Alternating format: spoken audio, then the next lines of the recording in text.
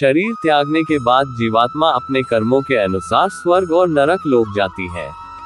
आज हम आपको गरुड़ पुराण में बताई गई वैतरणी नदी के बारे में बताने जा रहे हैं। वैतरणी नदी यमपुरी के मार्ग में पड़ने वाली एक नरकगामी नदी है, जिसकी यातनाएं बहुत भयानक बताई गई है। हिंदू धर्म में 18 पुराणों में से एक गरुड़ पुराण है, जिसमें भगवान विष्णु और पक्षीराज गरुड़ जी का संवाद विस्तार पूर्वक वर्णित है। गरुड़ पुराण में सनातन धर्म से जुड़ी कई सारी विधियों, नियमों, कर्मकांडों आदि के बारे में बताया गया है।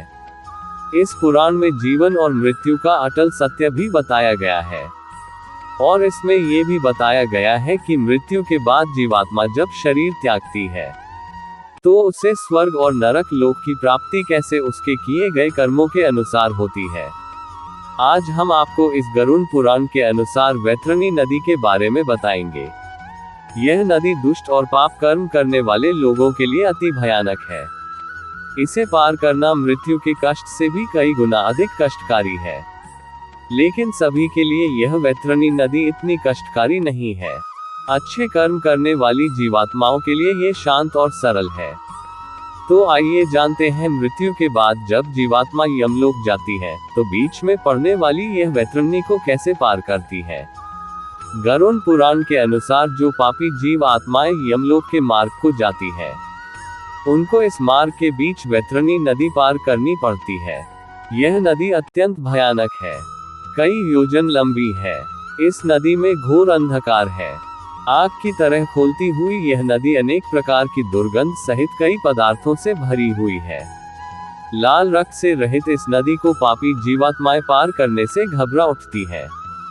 जिन लोगों ने जीवन भर दूसरों को सताया है, चोरी की है, मदिरा का सेवन किया है, गुरुजनों का अनादर किया है, गलत कार्य किए हैं, गरीबों का हक मारा है, माँ बाप का अनादर किया है, गृहस्थ जीवन में रहते हुए पत्नी या पति से छल कपट किया है, मित्र के साथ धोखा किया है, दान पुण्य नहीं किया है, वेद शास्त्रों को पाखंड कहा है, देवताओं का अनादर किया है, निर्दोष जीव जंतुओं की हत्या की है, और मांसाहार किया, पूजा, यज्ञ, गोदान जिसने नहीं किया है, आदि अनेक प्रकार के पाप कर्म से रहित ऐसे लोगों को मृत्यु के पश्चात इस वैतरणी नदी को पार करना पड़ता है।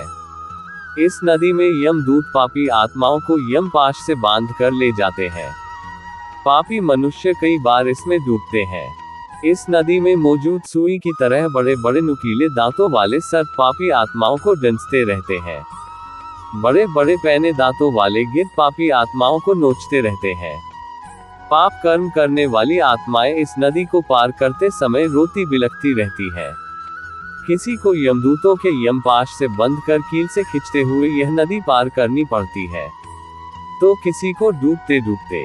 इस नदी में ऐसी भयानक स्थिति में पापी प्राणी नरक की यातनाओं को सहते हुए कई बार बेहोश हो जाता है। फिर होश में आकर जोर जोर से चीखता बिलखता रहता है। अंत में वह अपने पूर्व जन्म के कर्मों को याद करके पछताने लगता है।